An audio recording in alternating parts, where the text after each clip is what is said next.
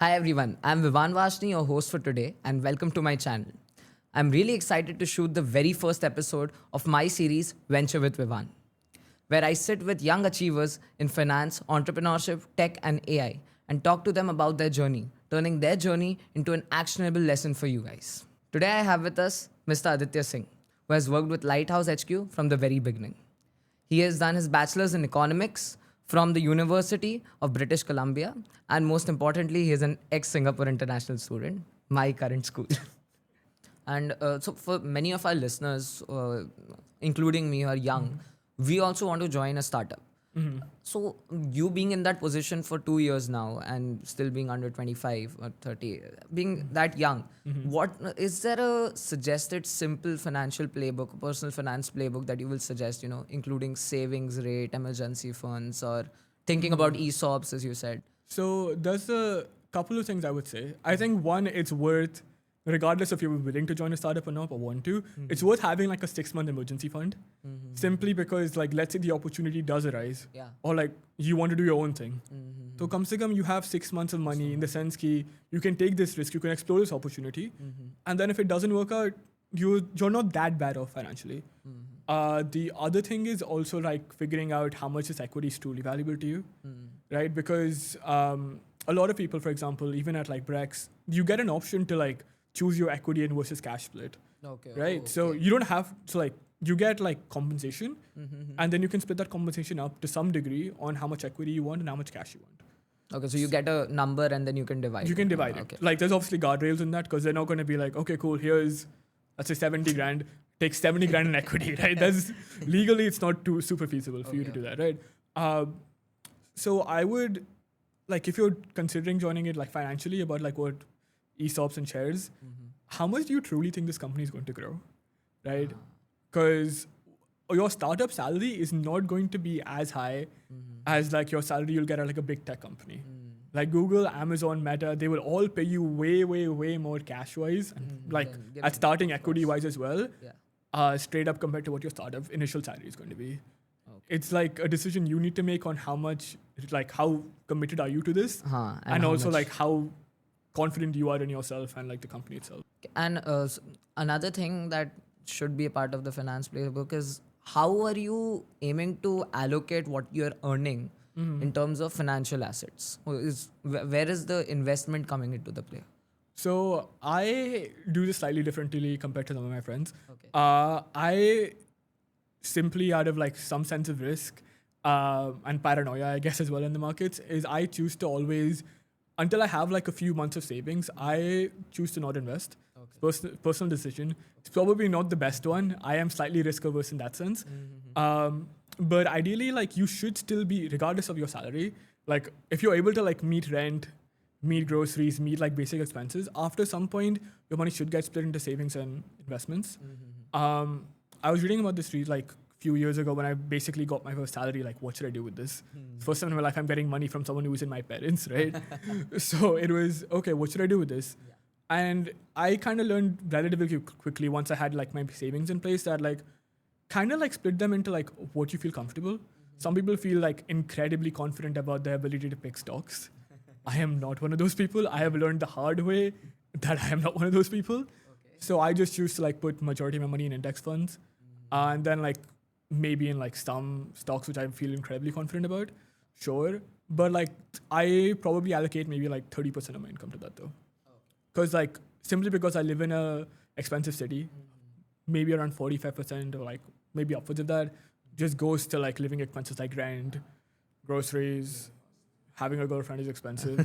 So as a result, you have to like allocate for certain things. Okay. So yeah. So now that you're working in a startup, and in the past 3 years, the startup boom has taken every Yeah. country. It's global right at this point.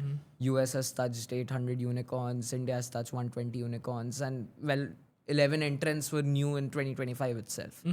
So what I want to understand is, you can take the example of Bay Area or San Francisco in that case, and explain me what's the exact process of turning a idea into a business that earns its first dollar. A 0 to 1 journey. मतलब मेरे को 0 to hero नहीं जानना है. जो first part है ना.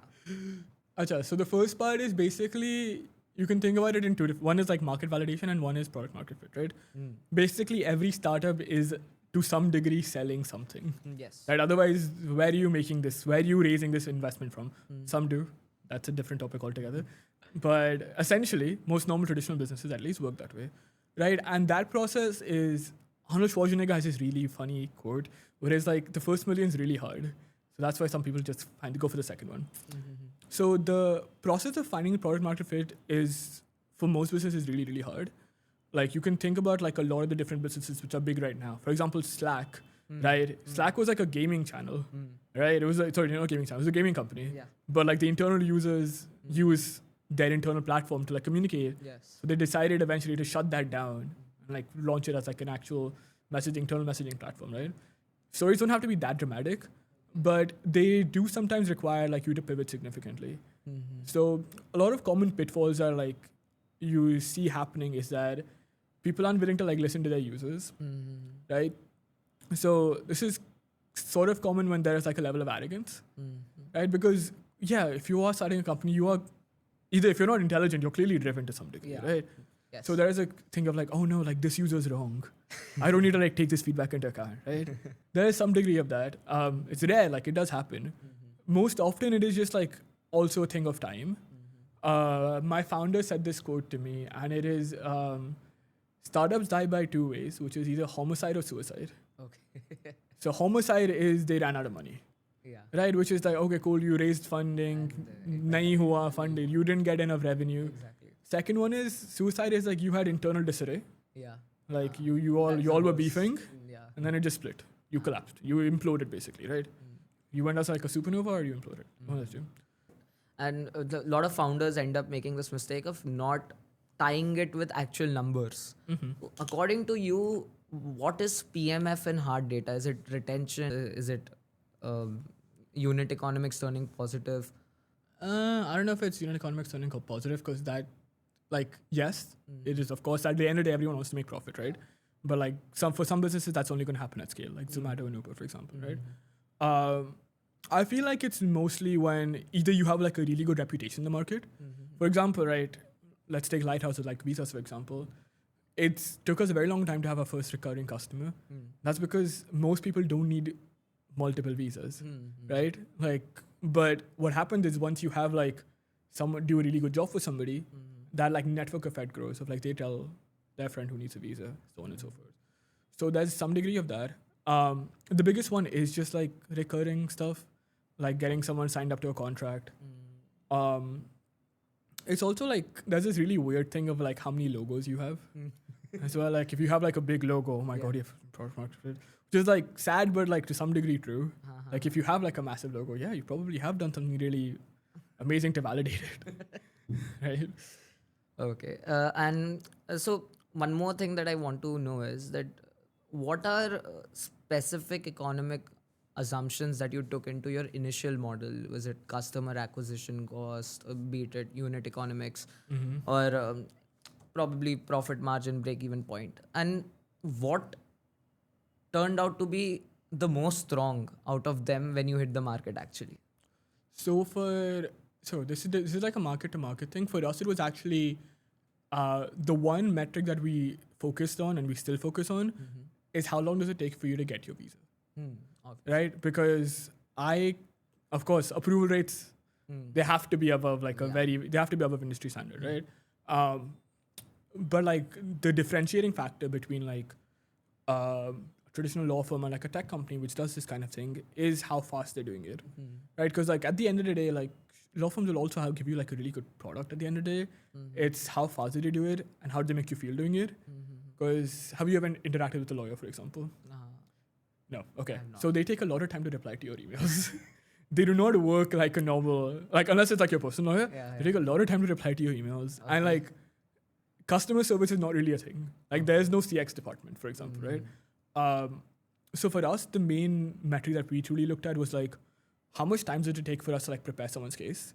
It was an insane time when we started. We got it down significantly. That's like a big win for us. And also like, but like the reason we focus on that was because that time itself like factors into so many different things. Because for example, if I am spending this much time on this, that means engineering is probably spending this much time on this. From that, you can kind of like extrapolate out and be like, okay, cool. This is my metric. From this, I can figure out my cost of producing this. Because you already know what your revenue is going to be from it. Because you set the price, right? So your thing is now to figure out, okay, how do I get my costs down? And the easiest way to do that is to like produce something really, really fast and really, really well. Okay. So that's why we focus on that metric. Okay. And since you talked about how law firms are not using AI, and we also talked about this earlier in our conversation outside of the podcast room, that you have turned 70% of your work, manual work, in Lighthouse. In Bay Area, in 2025, early 2025, there were almost 8,000 net tech jobs that were lost in like the first 2 months. So, and the whole point is that AI is replacing these things, these jobs. So my question is that hands-on, what exactly, how do you exactly use AI in Lighthouse, and how is it helping you out? And is it like really cutting out jobs, and is it that bad of a picture as the news is trying to show? I mean, you can look at the picture in two ways, right? You can be like, oh my God, it's cutting so many jobs. You can also be like, oh my God, it's saving so much time. Yeah. Like that's the other side of it. I mean, yeah, like if you look at the tech industry, like maybe like 2 years ago, you had like software engineers coming out of university commanding like 300K salaries. Now those same people can't get a job. Yeah. Right? And that is because to like some degree, like junior software engineers, like they have like a much harder time finding a job. That is true. Like the job market itself for like people who are like technical but not that amazing is hard. But like to be fair, it's always been hard. Like getting your first job is always hard at university. Especially in tech. Yeah. But to answer your question of like, how do we use AI? A lot of the stuff that happens when you prepare a visa is super repetitive. Right? For example, I need to go and fetch someone's press art, like someone who featured in press. I need to go and find that article. Yes, I can find like go Google search, so-and-so name, so-and-so press publication, click said link, print a PDF, find like the circulation, do all of that. That's probably going to take me like 5 to 10 minutes. Someone has like 10 press articles, probably going to take me like half an hour, right? What we use AI for is like automating that repetitive stuff, right? Because that's not like you as a human being, like why are you truly doing this dumb stuff, which like a robot is going to do? And, like, you let the robot do it and then review it, right? Because like there's always like a degree of you human in the loop, and like I'm not a software engineer, so I don't know how long that human in the loop feature is truly required. But like for now, I feel like a majority of the people who aren't AI engineers, who aren't highly skilled software engineers, are more comfortable with like, okay, automate like the boring stuff, but like let me just review it. Yeah, like I feel like there is still like that level of trust, like that level of like mistrust at least.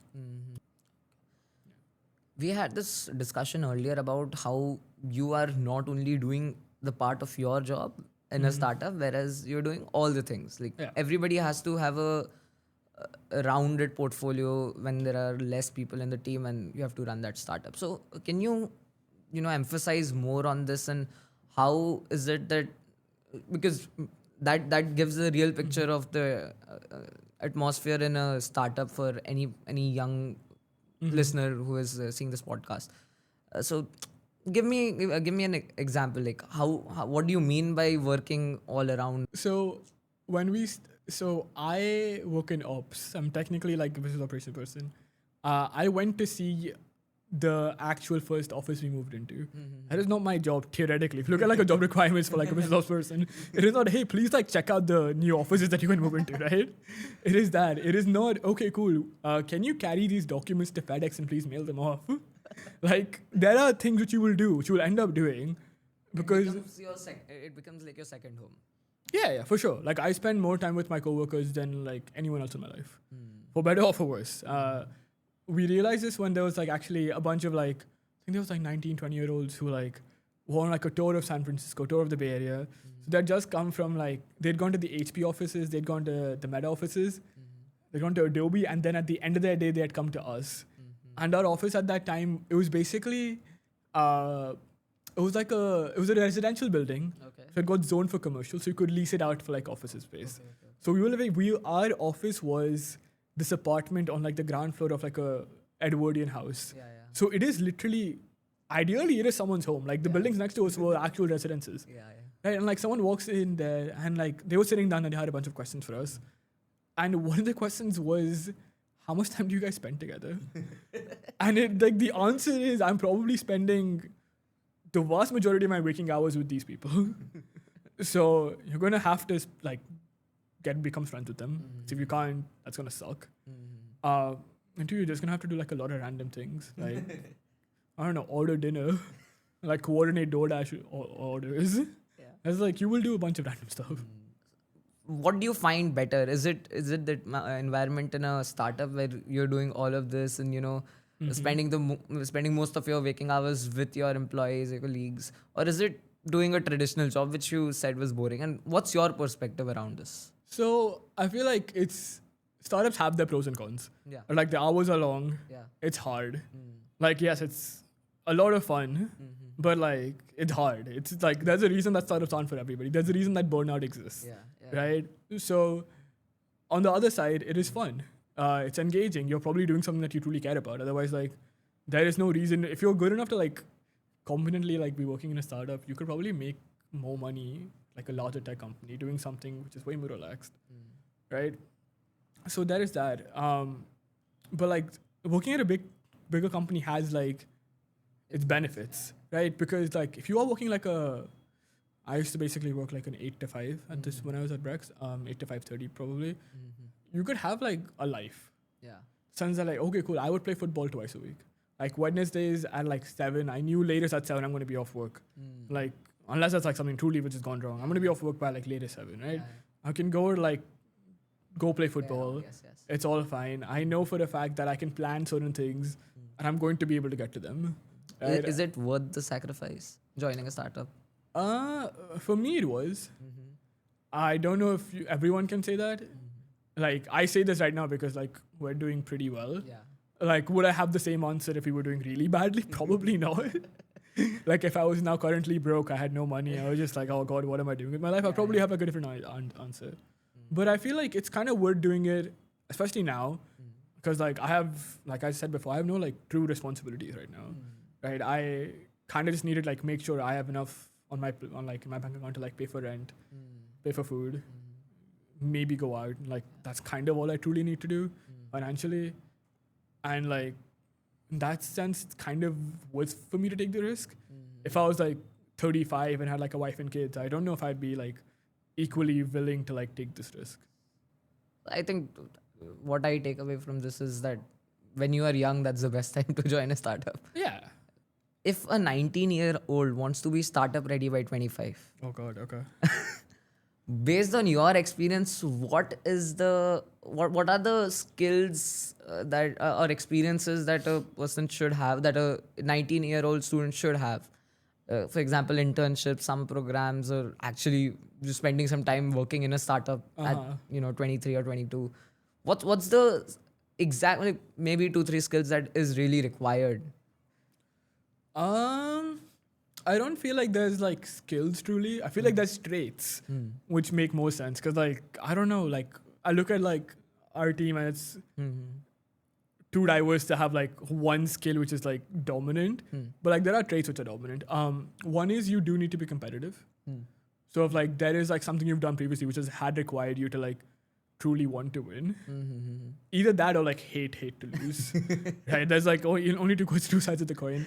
So like there is that. Yeah. So if like you've done like some degree of sports, you've been in like something which requires or encourages competition, but like that's definitely something. The other one is just like you have to be willing to grind. So if you've done something which does require you to like put in a bunch of effort, put in a bunch of time, and you don't see immediate results, like you don't see immediate results in a startup. You'll see them, might take some time. So anything which like requires you to like do those two things, in my opinion, you should be fine. Yeah. Because like those are the two things which I feel are like really, really important for like a startup person. I feel like at that point, if you're really, really willing to grind, really competitive, and you don't have like a massive ego, because you are going to learn a bunch. Some of the mistakes you're going to make, or some of the things which you learn from are going to be your mistakes. If you're unwilling to learn from them, you're not going to last very long, unfortunately, right? So definitely having like no ego or as small of an ego as possible. Like you can have like an ego in the sense like, damn, like this person's doing better than me. I should like be like do better in that sense. We shouldn't have like a massive ego in the sense of like, oh no, like I didn't do anything wrong. When you clearly have done something Yeah, wrong. that exactly. Yeah.